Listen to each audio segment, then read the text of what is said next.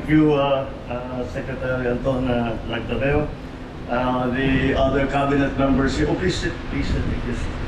The other cabinet members here present, Philippine Charity Sweepstakes Office Chairman Felix Reyes, Philippine Charity Sweepstakes GM Mel Robles, Misamis Oriental Governor Peter Unapia, Cagayan de Oro City Mayor Clarix Uy, the governors of Bukidnon are also here, and Misamis Occidental are here. Today we just finished their discussions with the RDC 10th Region 10, kaya't nandito ang ating mga iba't ibang gobernador. My fellow workers in government, distinguished guests, ladies and gentlemen, maayong adlaw sa inyong tanan. Maraming salamat sa lahat ng mga mamamayan ng Cagayan de Oro sa mainit na pagtanggap ninyo sa amin. Ikinagagalak kong makasama kayo ngayong araw para sa isang napakahalagang layunin, ang paghahatid sa inyo kasama ng mga kababayan natin sa Ilagang Mindanao at BARM ng mga tinatawag nating Patient Transport Vehicles o PTV. Bilang dating opisyal ng lokal na pamahalaan, alam ko naman kung gaano kahalaga ang magkakaroon ng sasakyan na magagamit tuwing may mga kababayan tayong kailangan madala sa paggamutan. Batid naman nating lahat na kapag kalusugan ang pinag-uusapan, ang bawat segundo ay mahalaga. Kaya ang tunay na hamon dito ay kung paano tayo makarating kaagad sa ospital o kung anong health facility. Etong mga PTV na ito ay makakatulong sa ligtas at maayos na pagdadala sa ating mga kababayan na nangangailangan ng medikal na atensyon. Alam po ninyo, sinadya ang disenyo ng mga sasakyang ito upang makarating kahit sa makikitid na daan at malalayong lugar. Ito ay naging leksyon na natutunan namin sa Ilocos Norte dahil nangyari sa amin, meron nang nag-donate galing sa Amerika, yung nakikita natin sa sine, yung sa television, yung malalaki talaga na ambulance na kompleto. Kahit dalawa pa, kung ang pasyente, pwede isa ay. Meron kaming dalawang ganon. Number one, yun na nga, hindi makapasok sa maliliit na daan. Pangalawa, pag nasira, walang marunong mag-ayos.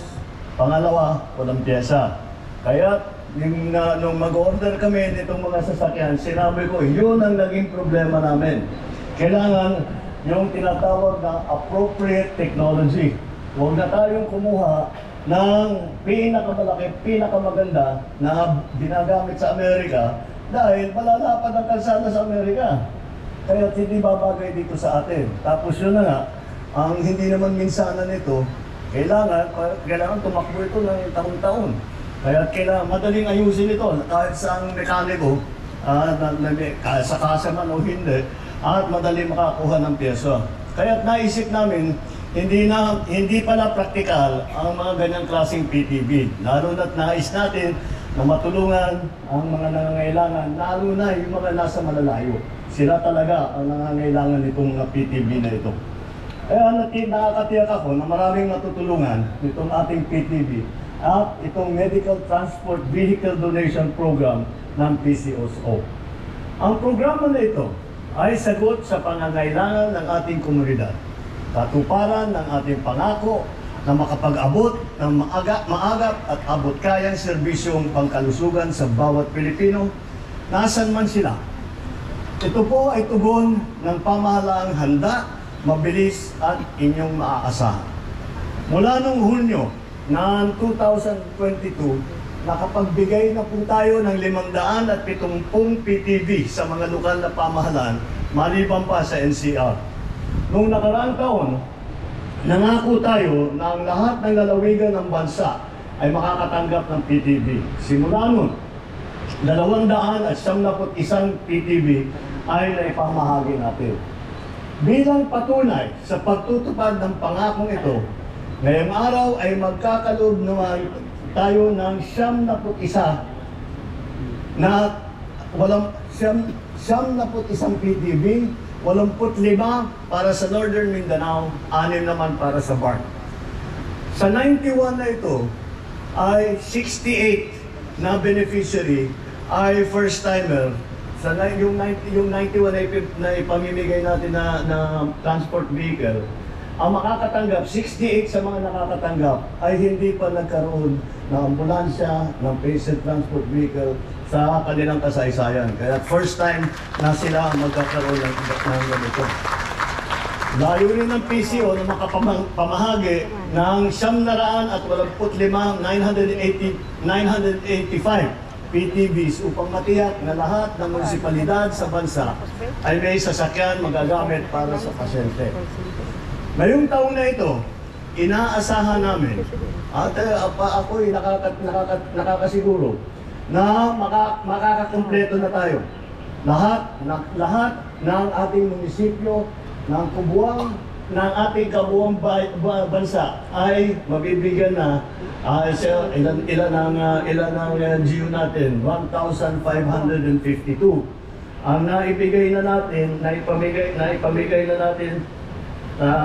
we have been able to give this year lang ito, 567 na ipamigay na natin this year. Ang ibibigay ay 900, ang ibibigay pa na tatapusin natin by the year 2025 ay 985 na dagdag. Lahat-lahat 1,552 ang ipapamigay natin. Ang LGU natin 1,492. Kaya meron na ang mga LGU na pangalawa na ang tatanggapin nila itong taon na ito. Kapag nangyari ito, sa kaunang pagkakataon, masasabi natin 100% coverage na lahat ng munisipalidad sa loob lamang ng 3 taon. Ito ay para sa akin isang tagumpay na hindi pa nagagawa sa ating kasaysayan. Dahil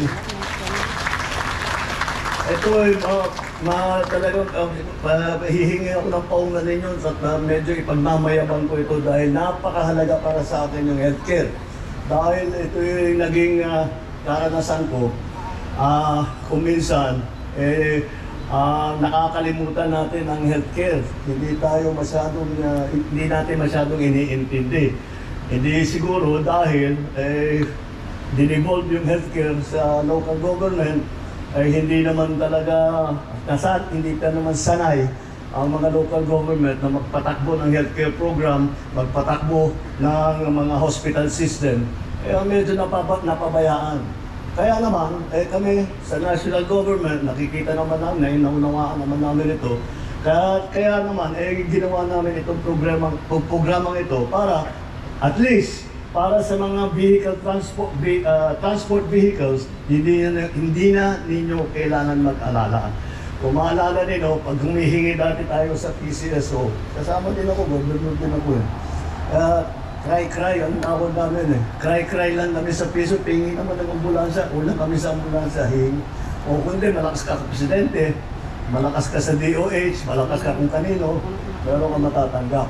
Ngayon, siguro, kung malakas ka sa presidente, baka mapabilis lang ng mga 5 days. Pero lahat makakatanggap, kahit sino. Kahit hindi natin, kahit sasabihin na hindi ko man nakausap, hindi naman nakilala, hindi kahit na ano, basta titiyakin natin lahat ng LGU, all of the 1,493 LGUs of the Philippines will receive at least one of these transport vehicles. Dahil kapag kailangan ng Pilipino, nandito naman ang ating pamahalaan. Ang aking hiling lang po sa ating mga lokal na pamahalaan, mapangalagaan ninyo ang mga PTV na ito. Yung mga na-release na natin, yung mga nauna, maganda pa rin ang takbo. Basta't alagaan natin, matitibay ito Talagang research namin na mabuti kung alin yung pinakamaganda. At matitibay naman ito, kagaya na sabi ko, kahit na halos lahat ng mekaniko, kaya nilang ayusin pag nasiraan, at madaling makahanap ng pyesa. Sa aking mga kababayan dito sa Hilagang Mindanao at sa BARD, alam ninyo kung paano nagkulang ngayon ang sistemang dapat sana ay naging sandigan ninyo sa mas maayos na buhay. Ngunit, ipinakita ninyo sa amin kung paano bumangon. Kailanman, hindi kayo sumuko. Ganyan din po ang pamahalaan sa inyo. Hindi kami titigil sa pag-iisip ng ibang hakbangin upang magbigay ng serbisyong kinakailangan ninyo. Kaya sa mga doktor, nurse, driver, rescuer, tanod, volunteer, ito po ay para sa inyo. Kayo ang mga bagong Pilipino na may disiplina, may kahusayan at pagmamahal sa bayan. Isa lang po itong patunay sa ating dedikasyon sa pagbabago ng ating bansa para sa isang mas makatao, makatarungan at mas inklusibong bagong Pilipinas.